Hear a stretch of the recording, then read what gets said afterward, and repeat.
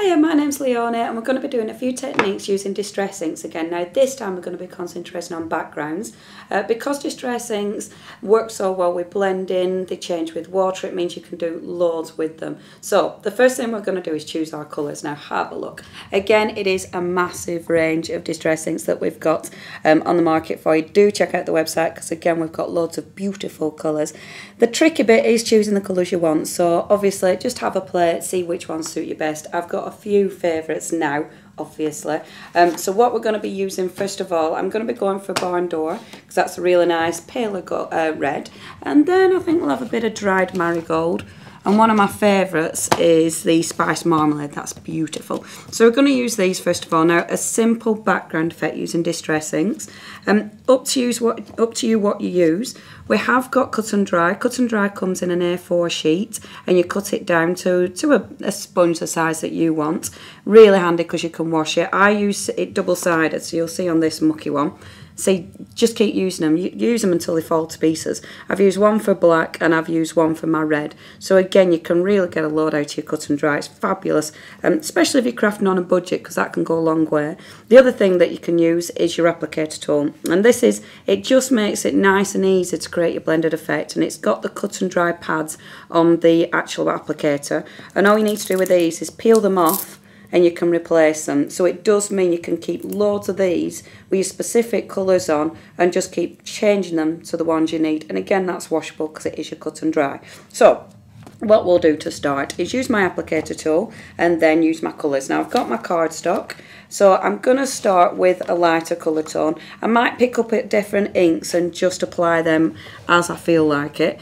What you do first of all, you just take your applicator tool, and I'm just inking half of the applicator tool. So literally just pressing that into my ink pad, and that will pick up your ink. So you'll be able to see it picks up your ink on there. Now don't panic. What you want to do when you apply your distress inks, you don't want it too heavy at first. Now you're going from the outside. It is easier if you work on a craft sheet or a glass cutting mat because it gives you a really nice slidey surface, and you're literally just dragging the ink in. If you start from the outside to come in from the outside of your card, it means the ink hits the cardstock, so it allows you, it gets rid of some of the ink, and it allows you to create a really nice blended effect. Going lightly at first. If you're going too heavy, you'll get a smudge effect. So we're going in nice and light. Let me show you if you do it wrong or if you do it differently. So say you went from the middle and put a lot of pressure on, you get, that's not too bad actually, but sometimes you'll get like a heavy lined effect. See how it gives you that lined effect, and sometimes that can be hard to blend out. So that's why it's easier to start from the outside and blend it in. Now I'm using obviously my applicator tool quite flat for this because I haven't got any other ink on it. It's up to you again which way you go. I'm going to rip this one, so I've got some a little bit of definition there. It's up to you how you use it. I know I think Tim and Sheena, they work from the outside and blend in. I find it easier, and they blend like that, so taking it from the outside. I find it easier personally going from, so using my applicator tool and coming into the card like that. So it's kind of the same, but it's the way we hold our tools just slightly different. So you find your personal preference, which is easier for you. So I'll just speed this up to show you how quickly you can start applying this ink. So just bring in those inks on. And what I'm going to do first of all is bring it so we've got a nice central panel. Now I like to do this, I like to bring all your colours in. So what you do, you have a faded piece in the centre there, so it gives you somewhere for your focal point. So that's my dried marigold. We'll go on and use a bit of the Barn Door. Now this time I'm going to use the other side of my applicator. So I'm going to pick my ink up with the other side, so you can see there you've got your two different colour tones. So what we'll do this time is just bring that ink in from the outside, and I'm not going to blend it in quite as much because I want this to start creating a frame. So you get that beautiful shaded look, and can you see how they blend in together? They're fabulous inks to play with. My big top tip, watch your fingers. I do this all the time. I get really mucky fingers, put them right in the centre, and then get a finger mark right in the centre of my card. So just be careful of that. It's obviously something I do on nearly every project. Okay, so we're bringing them into the centre. Now if you want that I like that. I like that colour tone. I think that's enough. If you want to create just a slightly darker frame around that, go for a darker tone. So I'm going to go really intense now with my black soot. Now black soot is a pure black. You won't find this, like if you water it down, you won't get any blues in there, you won't get any purples. It is a pure black, which is why it's called black soot. So I'm just gently now, not blending, all I'm doing is feathering it in. So I'm picking up a little bit of black soot. Because it's so intense, I don't want to bring too much colour in. And literally just allowing this to just touch the card. So this time I'm angling my sponge. You'll be able to see I'm angling it. So you can just literally blend it in like that. So you're not putting too much pressure at all. And this is the main thing with doing your distress inks. Don't put too much pressure on. You're building up your colours. Obviously you can carry on building up the colours, but once they're on there, you can't take those colours away. So just nice and gently building up those colours. So with this one now, you'll be able to see we've got a really nice frame. So we've already got our frame, we've already got our focal point. So what we need to do is choose what we're going to put into the centre of there. Now, this is one of my favourite stamp sets. It is from a wonderful artist. And again, you've got so many different definitions, different detail in there. I love that. I love all the detail of the stamp. Lindsay Mason. Do you know, I forgot Lindsay's name for a second there. That's terrible. Sorry, Lindsay. Terrible. I've got a memory like a sieve. Okay, all we're doing, stamping up. So I'm using the black soot again to really ink that up. And then we're going to put that onto my card. Now I'm pressing down quite heavily with this one because it is an unmounted stamp and I haven't put any cushioning underneath. If you're finding your stamping isn't clear, then put cushioning underneath. You might find that better. And look at the detail of Lindsay's stamp. That is beautiful. Now what Lindsay's also put in this stamp set are some gorgeous swirls. And can you see in the stamp set she's got this one, the birds actually on the branch. But I can use that branch without the birds if I want to. So what I'm going to do is just take that stamped image. And I like when you're doing your stamps, look at your stamps and try and see how many different ways you can use them. Because this is a lovely thing about stamps, they're so versatile. So all I'm going to do is ink up part of that image. I'm not going to go for it all, just part of that image. And I'm just going to use those swirls to create a base for my owl. So all I'm going to do again is stamp up those swirls. I'm going to keep re-inking. In fact, I'm going to change my mind. I'm going to re-ink that one. I'm going to stamp again because you can you see how you start getting shading? So without re-inking, you start getting shading because there's such rich colour tones. It means you can stamp good 2 or 3 times and you'll get the beautiful shaded effect. So again, we're going to create a frame with this. So carrying on stamping round. There we go, and just bring it in. I think I'll leave it there with that one. So just bring it around. So it looks like it's got foliage. But if you have a see, it looks like look at your stamps, look at the images. It looks like he's standing on something, but then it disappears. So we need to create a base. So what we're going to do with our stamp is just put it on the craft sheet, and that's just putting the ink on the craft sheet, and then pick some of the ink up. So I'm using a water brush. And with my water brush, I'm just going to pick some of that ink up and now I can start to create a base.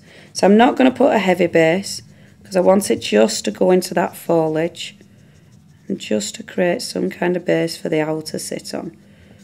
And I don't want it too intense because I don't want to lose that foliage. Because this is water based again and I'm mixing water, if I put too much water on there, we will lose the definition of the foliage. So I'm not going to do that one. There we go. That's definitely enough there. And what I will do is create a bit of blending. Because if you see, what I don't like, and I'll be honest, I don't like because I've got a straight edge. Don't really want a straight edge on it. Don't think it suits the actual image. So what I'll do is just start to fade this out a bit. So again, with my water brush, to get rid of a bit of that background and to get rid of a bit of the straight edge, if you just add more water and bring it up to my owl, and that'll start to get rid of the straight edge. It'll dry and you'll be able to see the movement of the water and the ink when it starts to dry. There we go. And then just take a bit more ink. Oh, I nearly picked it up from the ink pad. This is something you don't want to do. What you don't want to do is put your water on the ink pad, because what you will do is actually start to dilute your ink pad, so don't do that. And I nearly did that. That's a tip what not to do with your ink pad. So just adding a bit more ink on this bit. So again, creating a bit more definition just on the post that it stood on, rather than everywhere else. Now, you do find, if you're anything like me, you start to overplay some things, so try not to do that one. This is one of the first things to do with your ink pads, this really soft background definition. And the other clips will show you how to do different background effects. But just working that ink in now. There, now I'm really starting to play and I don't want to do that, because otherwise I will be here about 3 hours. Okay, so what we're going to do now to highlight that one, you can see I'll let it dry. In fact I won't, I'll dry it with a heat gun. Okay, the heat gun again, this will just allow it to dry quicker. You don't have to use the heat gun. You can let it dry natural, but just for speed we'll use the heat gun and it will dry those tones out quicker. There we go.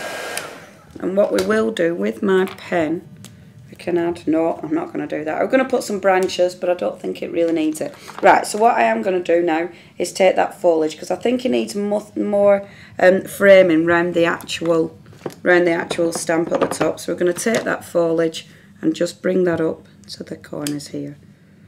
And you can see how this will create that beautiful frame around the owl and really finish the owl off. And this is a way to create backgrounds, it's a way to create main toppers on your cards. I mean, this will make a beautiful main topper on the card. There we go, that's enough of that. And then last, to actually create more definition with this, what we're going to do is take this spritzer, and this is really cool. This is your white matte spritzer, which is really unusual because most of your spritzers are a natural colour and they've got mica powders in. And I'm giggling because Paolo stood at our back door nosying in. That's why I'm having a giggle. Anyway, with your matte spray, what we're going to do with your matte spray, we're going to be able to create highlights. So what we're doing first of all is going to spritz onto my background, and just look at how white that is. That is beautiful. So we need to pick that colour up. So I'm using a plain paintbrush this time, so just picking that colour up, and what we're going to do is just go gently around the outside of the owl. Now this is to give the effect of like moonlight hitting the owl at the left. So again, it just adds a bit of definition. Now if you hear any whinging in the background, that'll be Dave. Dave!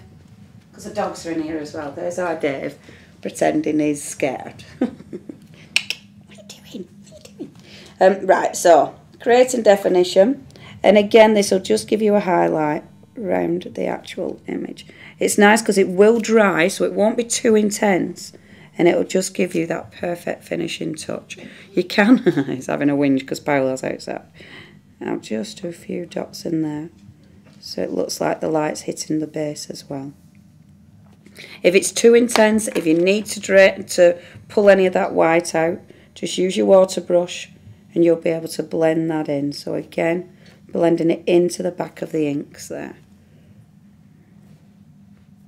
Perfect. If you wanted to add colour to your owl, you could add colour with your inks as well. I'll just show you really quickly how to do that. So if you wanted more colour, again, put your inks onto your base and actually pick up your ink with your water brush.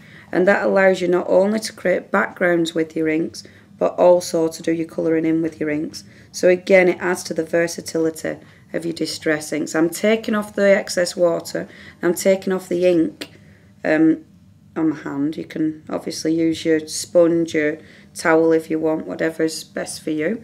But again, that'll mean that you'll blend out that ink. So if you don't want it too dark, just take off the ink and take off the water. You don't want it too wet, because obviously you just want a bit of water. That's all you need to actually drag your inks, as long as you're using the right cardstock.